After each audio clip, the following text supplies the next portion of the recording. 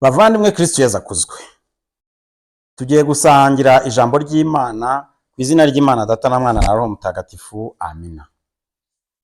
Ijambo ry'Imana tugiye gusangira uyu munsi ni ubuhanuzi, ndetse n'ubuhanuzi bukomeye cyane. Ni ubuhanuzi bukomeye, ariko ni ubuhanuzi bukuraho ubuhanuzi bw'ibinyoma. Mbere yo kugira ngo tubwinjiremo, nagira ngo dusome iri jambo ry'Imana dusanga mu gitabo cya Ezekiyeli 37. Twumvise muri iyi minsi mu cyumweru gishize. Ni isomo rero ryo mu gitabo cy'umuhanuzi Ezekiyeli umutwe wa 37 guhera ku murongo wa mbere kugeza ku wa 10. Tubyumve. Ububasha bw'Uhoraho bunzaho, antwarisha umwuka we, maze angeza rwagati mu kibaya cyari cyuzuyemo amagufa. Nuko nzengurukana muri icyo kibaya aho yari akikije hose, maze sanga ayo magufa ari menshi cyane kandi yarumye rwose. Uhoraho arambaza ati, mwana w'umuntu, aya magufa se yabasha kongera kuba mazima? Ndamusubiza nti, Nyagasani Uhoraho ni wowe wabimenya. Arambwira ati, ngaho hanurira aya magufa, maze uyabwire uti, yemwe mwa magufa yumiranye mwe, nimutege amatwi ijambo ry'Uhoraho. Dore uko Nyagasani Uhoraho ababwiye: ngiye kubashyiramo umwuka, maze mwongere mubeho. Ngiye kubateraho imitsi, mbashyireho inyama, mboroseho uruhu, mbashyiremo umwuka, maze mubeho.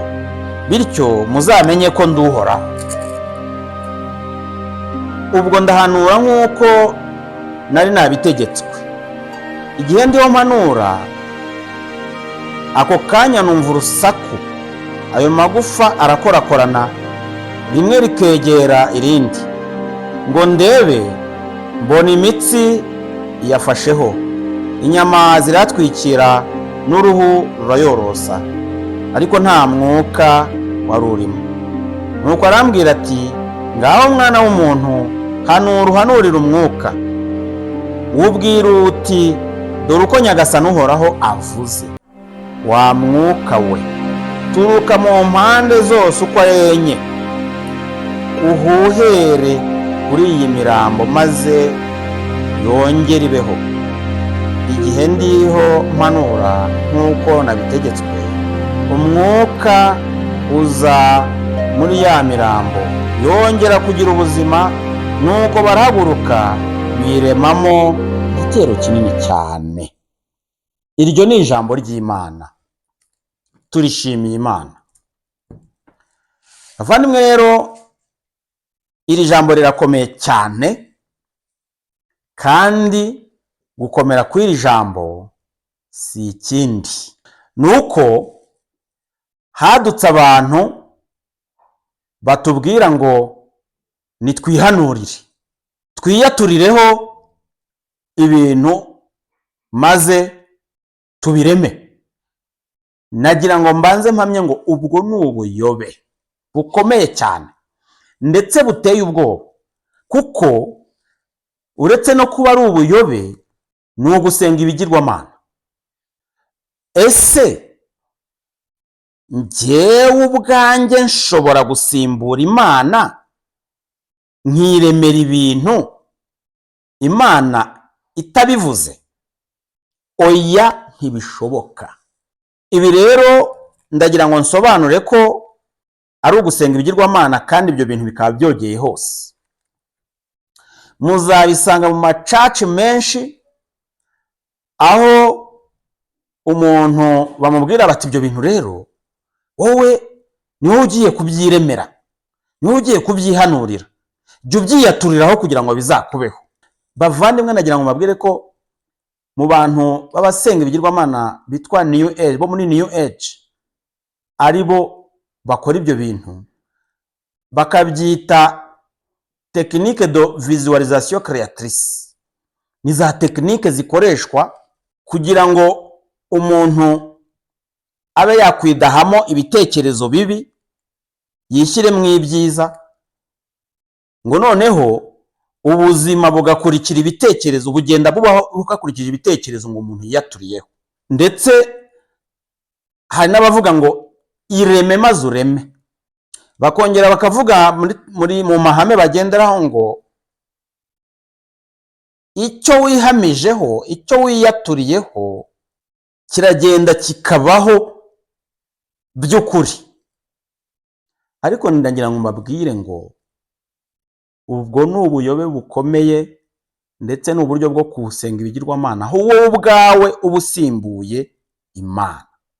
Nidukurikira neza ibivugwa muri iri jambo, ntabwo Ezekiyeli yitoye ngo agende ahanure. Buri gihe hari ikintu yavugaga, yatangazaga ijambo ry'Imana. Rya jambo ry'Imana rikaba ari ryo rigira icyo rikora. Reka tugire imirongo tubibonamo. Tubanze turebe. Ezekiyeli ubwe Imana yamubajije niba ayo magufa ashobora kuzuka kongera akaba abantu. Uhoraho arambaza ati, mwana w'umuntu, aya magufa se yabasha kongera kuba mazima? Ni ukuvuga ngo igisubizo Ezekiyeli atanze kirakomeye. Nuko Imana ariyo yonyine yabimenya. Nyagasani Uhoraho ni wowe wabimenya. Turabisanga ku murongo wa 3 rero. Noneho Imana nitegetse ngo nahanure, ntabwo ari ibyo nibwirije, ni Imana nayishyize ku ruhande ngo nihanurire. Ku murongo wa 5 bakavuga ngo dore uko Nyagasani Uhoraho ababwiye. Murumva neza ko ni ijambo ry'Imana Ezekiyeli ari butangaze muri uko guhanura. Nta na rimwe rero guhanura bizaba kwitora mu gitondo ngo cyangwa nimugoroba cyangwa saa sita ngo mvuge ngo ngiye kwiremera ikintu. Oya, ahangaha agiye gutangaza ibyo Imana ivuze. Dore uko Nyagasani Uhoraho ababwiye, ngiye kubashyiramo umwuka maze mwongere mubeho. Ngiye kubateraho imitsi mbashyireho inyama, mboroseho uruhu mbashyiremo umwuka maze mubeho, bityo muzamenye ko nduhoraho. Muzamenye iki? Muzamenye ko nduhoraho. None se nk'umupasiteri ubwira abantu, ntababwiye ati nimwicuze mwihane, Imana ibe mu ruhande rwanyu, ibarinde, ibakize biriya, yongere ibaremere, ifite uturemangingo dushya, yongere ibaho ubuzima, ibakize indwara, ibakize ibyorezo, ibakize. Oya, abo bapasiteri bo baravuga ngo ihanurire, byiyaturireho maze ubireme, aho kugira ngo bibe ari ijambo ry'Imana. Bavandimwe rero mumenye ko ubwo atari ubuyobe gusa, ahubwo ari ugusenga ibigirwa mana. Hano rero ngo bityo muzamenye ko nduhoraho, kuko niba atari Imana ibivuze, icyitwa ubuhanuzi icyo ari cyo cyose ni ubusa. Niyo mpamvu iyo tuvuga ko umukristo wese ari umuhanuzi, ntaba umuhanuzi kugira ngo yitore mu gitondo atangaze ibyo abonye byose, ahubwo dusabwa gutangaza ijambo ry'Imana igihe n'imburagihe. Bivuze ko tubanza kubasha kuryumva, tukamenya no kwitegereza, tukabona abaribwirwa, abarikeneye, tukaribagezaho kugira ngo ribubake, ribafashe. Igihe cyose tuzatangaza ijambo ry'Imana nk'abakristo twahawe kuba abahanuzi mu bumwe na Kristo.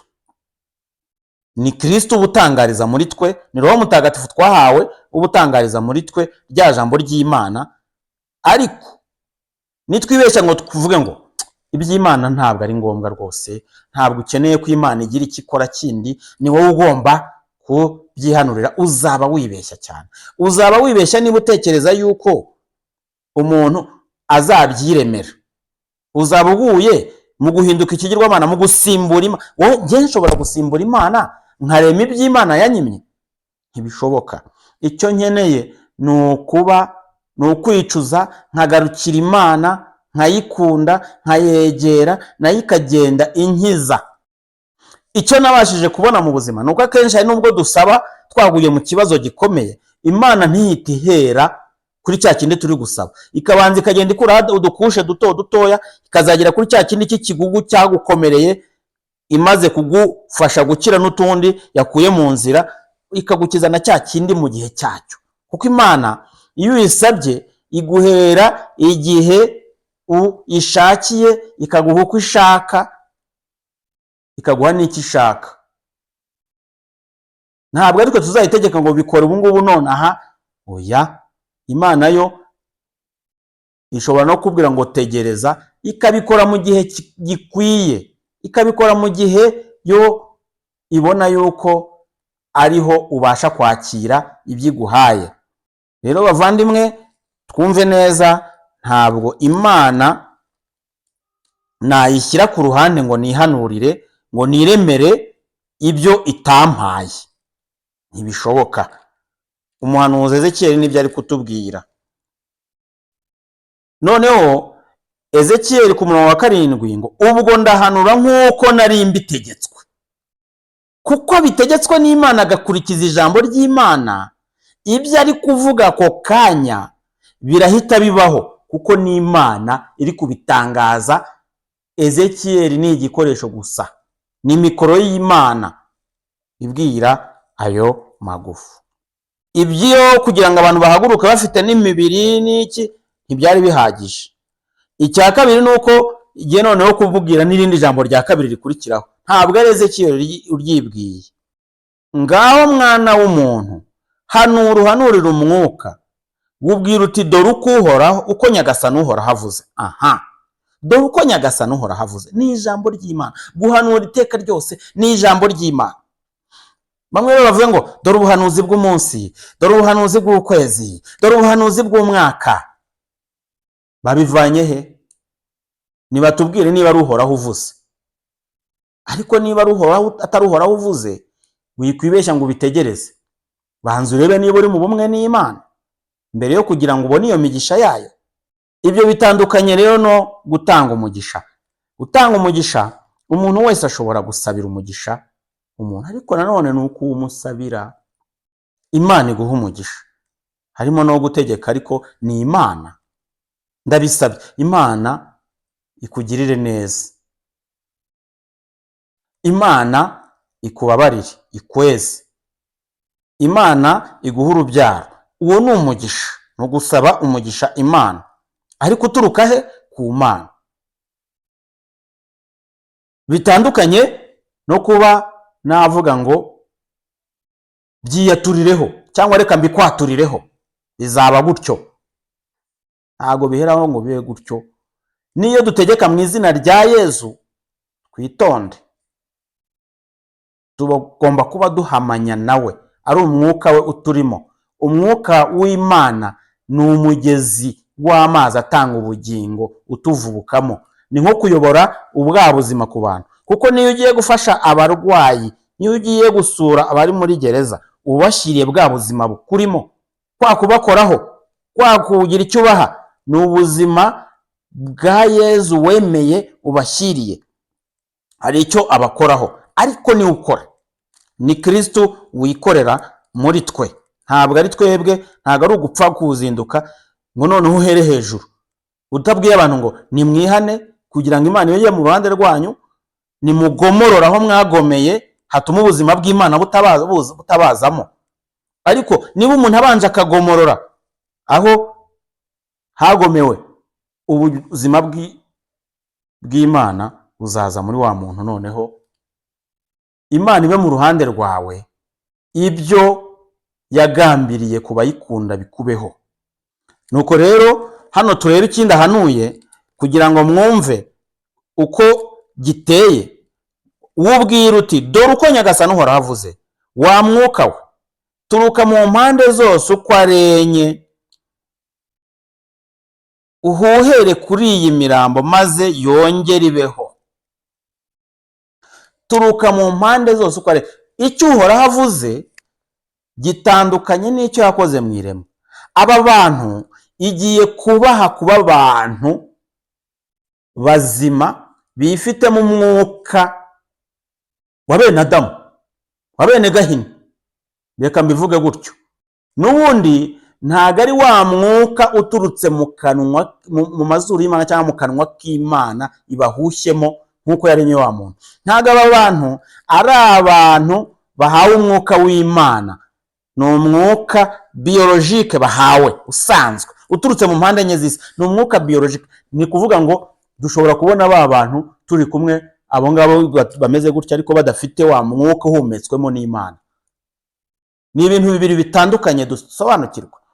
Uyu mwuka bahawe n'uturutse mu mpande zose uko ari enye, biratandukana na wa mwuka Yezu yahushye ku ntumwa ze ngo nimwakire Roho Mutagatifu. Biratandukanye cyane, bitandukanye no gukomezwa. Aba bantu ni abantu basanzwe, ni bene Gahini wacumuye. Ubuhanuzi bundi buzaza nyuma n'undi mwuka noneho bazahabwa, ariko muri aka kanya bahawe umwuka usanzwe. Turamutse turenze aka gace twasomaga tukajya ku murongo wa 14, turabona ngo nzabashyiramo umwuka wanjye mubeho. Aha ngaha hatandukanye rero n'uyu mwuka usanzwe w'ikiremwa abantu bahumeka, ko bafite ubuzima bahumeka umwuka wo mu mazuru usanzwe w'abantu biologike. Nshobora kuba narapfuye mpagaze ariko ngendana n'abandi, nshobora kuba ndiho ndi mwene Gahini ariko ntarahabwa uyu mwuka uturutse ku Mana. Hariya rero yavuze ngo dore uko Nyagasani Uhoraho avuze ku murongo wa 9, wa mwuka we turuka mu mpande zose uko ari enye, uhuhere kuri iyi mirambo maze yongere ibeho. Bitandukanye n'ahangare noneho byo ni n'isezerano, si ikintu kigiye kuba aka kanya. Nzabashyiramo umwuka wanjye mubeho. Bavandimwe rero tubimenye, igihe cyose abantu batubwira ngo twiyaturireho ibintu kugira ngo bitubeho, tugire amafaranga, tuzabone visa, tuzagira inzu, wapi. Ahubwo tugarukira Imana, maze Imana nijya mu ruhande rwayo, nitujya mu ruhande rw'Imana, Imana ikajya mu ruhande rwacu, imigisha yose yavuze ku bayikunda izatuzeho. Uramenye wikumvira uwo mupasiteri utanagufashije kwihana ngo ugarukire Imana, ukubwira ngo ibyo ngibyo ushaka byiyaturireho maze bizakubeho. Aho kugira ngo usimbure Imana uhinduke ikigirwamana, usange ibigirwamana ubwawe, usenge ibigirwamana, wowe garukira Imana uyumvire, maze urebe ukuntu imigisha iza kuri wowe ariko iturutse ku Mana.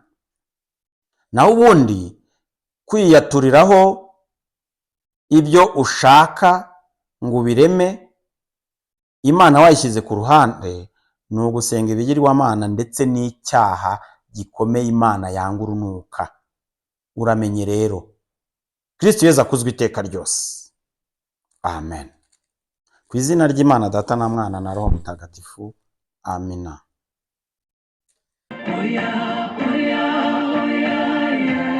Sinogenda nashimye.